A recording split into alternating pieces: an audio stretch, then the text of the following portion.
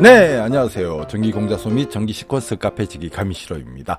자, 오늘은 저번 시간에 서 공개 문제 5번에 대한 그 아두이노 응용표에 대해서 이야기를 해보도록 하겠습니다. 자, 저번 시간 우리가 5번까지 공개 도면 내용에 대해서 전기 시퀀스를 PLC로 바꾼 내용을 다 완료를 했고요. 오늘은 번외편입니다. 예, 그래서 전기 기능자 전기 시퀀스 5번 공개 도면을 PC 바꾸는 내용을 우리가 다 확인했고, 그 내용을 아두이노에 입력하고요. 그에 대한 이제 결과 내용을 프로세싱을 통해서 확인하는 시간을 갖도록 하겠습니다. 자, 동작 구성 내용은 앞서 있는 우리가 동작 검사 내용이 있으니까 그걸 참고하셔가지고 비교하시면 어떨까 하네요. 자, 우선 그 아두이노 부분에 대해서 제가 이제 5번이죠. 5번 시퀀스 PC 변환 부분이고, 레드 구성, 스케치 구성을 다 완료했고요. 그 다음에 치볼 76 라이브러리 통해가지고 7입력, 6출력. 근데 우리가 이제 PC 내용 보면은, 이거는 7개의 이제 입력이 있고, 5개의 출력이 있는 걸 확인할 수 있습니다. 여기에 맞춰가지고 구성되었고요. 그 내용에 따라서, 우리가 이제 PC에 입력을 하고, 프로세싱을 통해 가지고 그 결과를 확인해 보도록 하겠습니다. 우선 지금 아두이노가 연결이 안 돼 있을 거예요. 포트가 연결 안 돼 있죠. 그래서 제가 아두이노를 연결을 하겠습니다. 연결됐고요. 툴에서 다시 보면은 아마 21번, 그쵸. 제가 늘 같은 포트에 꽂기 때문에 21번 포트로 잡혀져 있습니다. 이 상태에서 이 부분을 이제 업로드를 해줘야 되죠. 바로 업로드 하겠습니다. 특별한 문제 없으면 컴파일에 대해서 문제는 없을 거고요. 그냥 진행을 하겠습니다. 자, 업로딩 중이고, 지금 업로드가 완료되겠죠.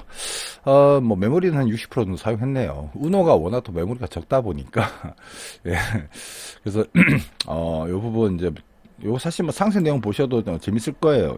보시면은 아무튼 프로세싱 아두이노 공부하시는 분들은 잘 아실 거니까 확인해 보시면 될 것 같고, 이제 프로세싱을 통해 가지고 우리가 그 결과 내용을 확인을 해보겠습니다.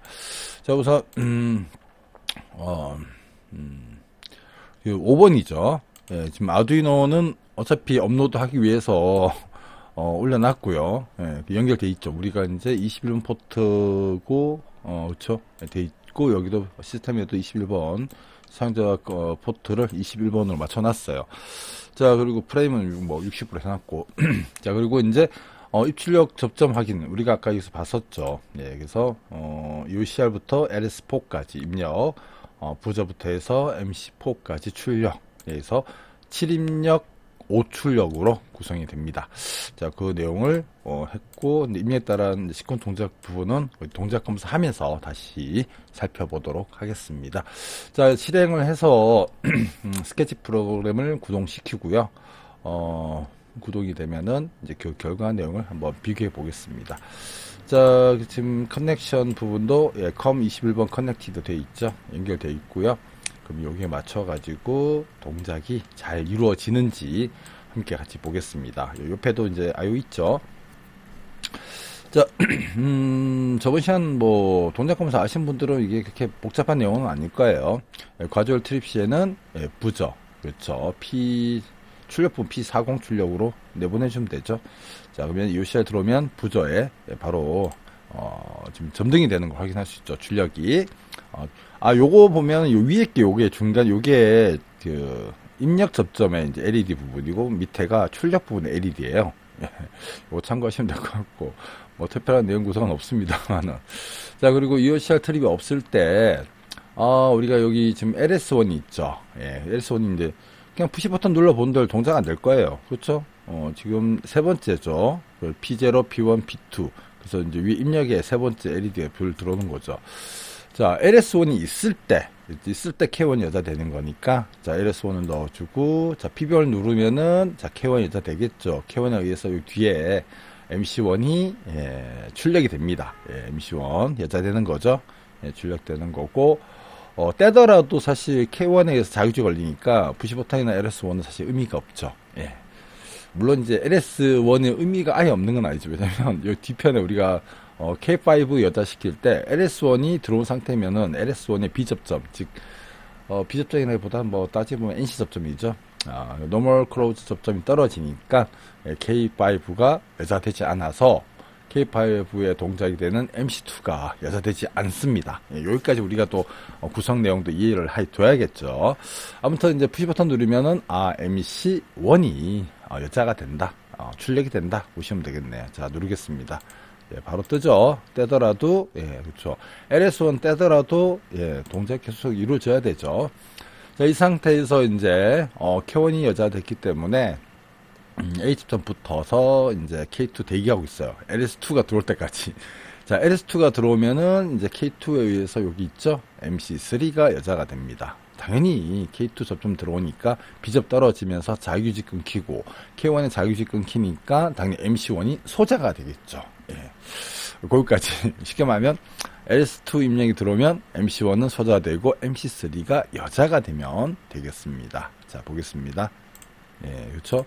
자, MC1 소자되고 MC3 여자 됐고 이 상태에서 LS3가 아니라 이제 여기 보시면 LS4가 돼 있죠. 그러면 3가 들어오면 어떻게 될까요? 한번 볼까요? 근데 지금 K4가 들어와 오나요? 없죠. K5가 들어오나요? 없죠. 지금 K4, K5가 들어오지 않기 때문에 LS3를 넣어본들, 즉 입력이 된들 뭐 동작 구성의 변화가 없을 겁니다. 예, 볼까요? 없죠. 예, 당연히 접점이 떨어져 있으니까 K5가 여자가 되지 않겠죠. 예, 그렇죠. 이 K5는 이제 말 그대로 자유유지 걸기 위한 부분이죠. 순서상 보면 LS4가 들어와야 되고, LS4가 들어오면 K3가 자유유지, 즉 여자돼서 자유유지 걸리고, K3에 의해서 K2 소자되니까 K2에 의한 MC3가 소자가 될 겁니다.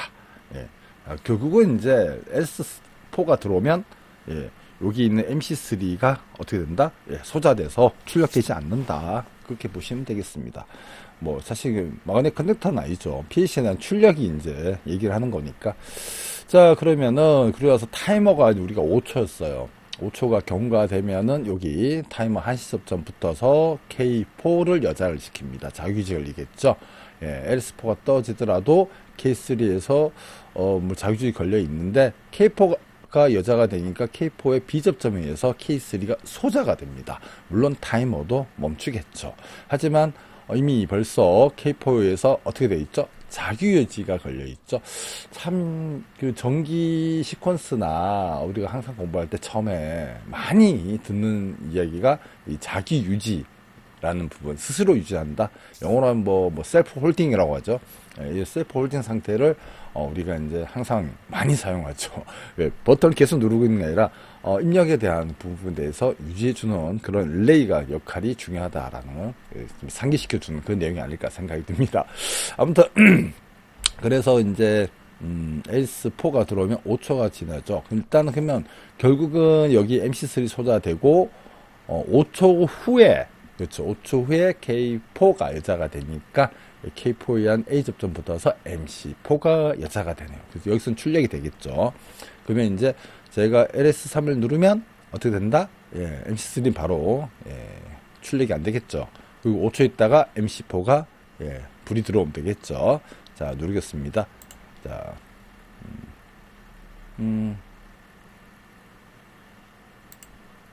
MC4 이게 왜 안 되죠? 제가 뭐 잘못했나요?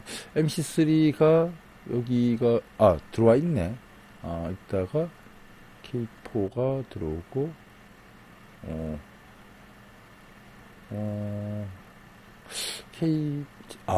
제가 뭐 설명을 잘못했나요?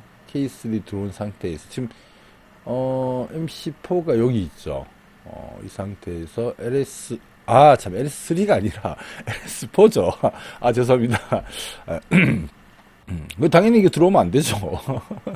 아니, 이게 들어와도 어떤 변화가 없어야 되죠. 여기서 지금, 제가 착각을 했네. LS4. 예. 아무래도, 저도 이제 보면서 설명을 드리고, 이제 말을 하다 보면은, 이제 생각하는 머리도 있고, 말하는 머리도 따로 있어요. 그러다 보니까 헷갈렸네요. 자, LS4가, 자, 들어왔을 때, 소화되죠. 하나, 둘, 셋, 넷, 다섯, 5차 경과가 되면 MC4 출력이 이루어지죠. 그렇죠. MC4죠.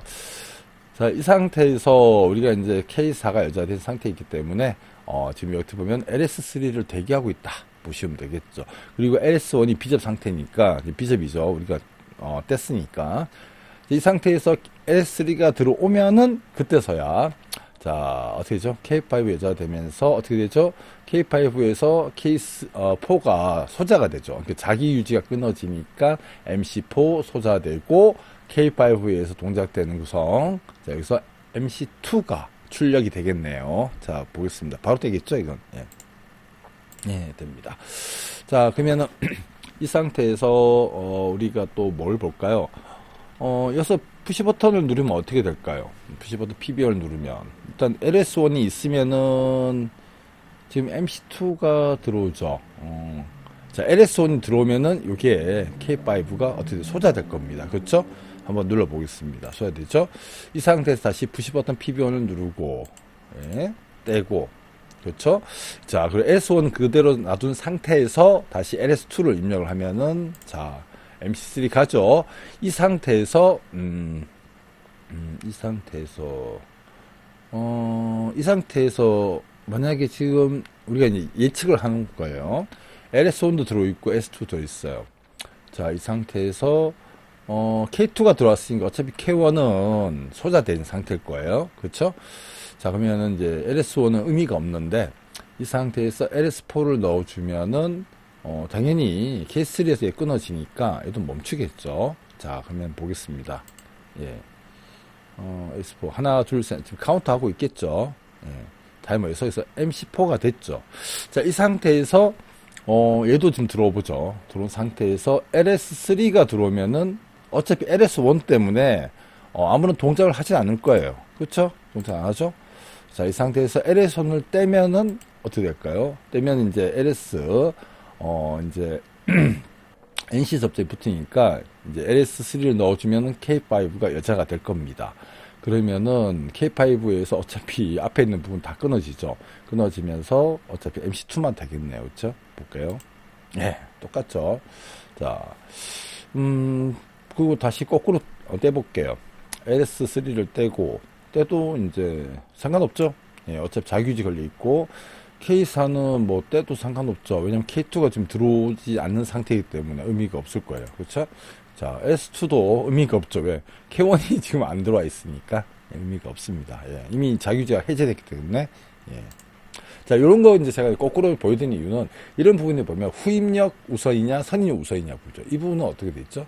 예, 후입력 우선이 되죠.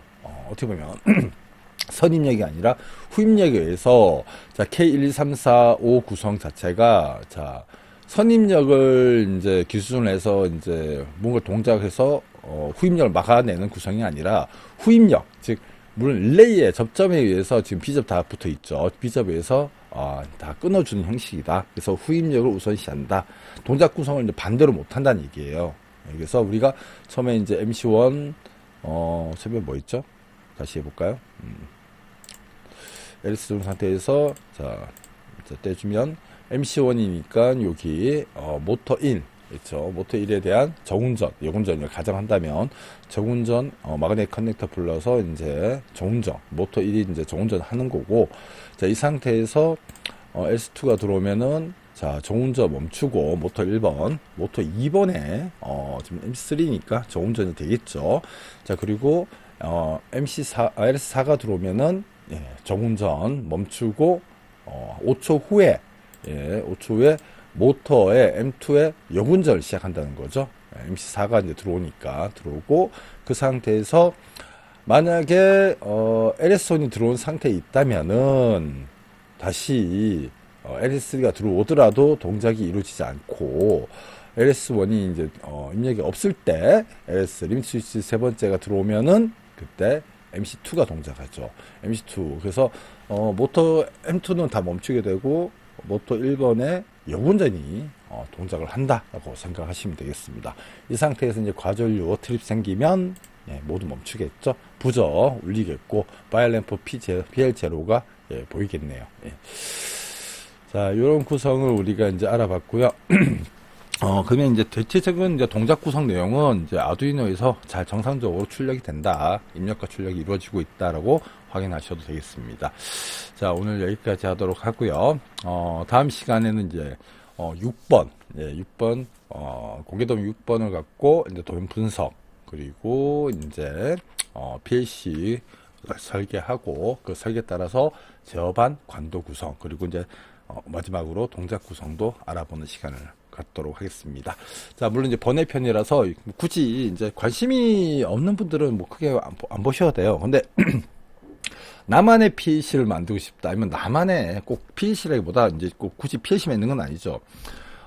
요즘 같은 경우는 이제 이런 다양한 전자 디바이스들이 많아요. 예, 이걸 통해 가지고 좀 물론 이제 정밀한 어떤 가공에 사용하는 건 좀 부적합할 거예요. 예, 그렇죠. 컨트롤러가 그렇게 이제 워낙 이제 그 정밀한 요구를 하는 경우에는 그만큼 신뢰도가 높아야 돼요. 예, 신뢰도가 높다는 건 정확성을 굉장히 따져봐야 되는 구성에서는 좀 어렵지만 그 외에 있잖아요. 뭐 전등이라든가 뭐 간단한 어떤 동작 구성, 그리고 이제 주기적인 동작 구성을 이루어진다. 예, 그렇죠. 뭐 0.1초 정도는 뭐 이해할 수 있다.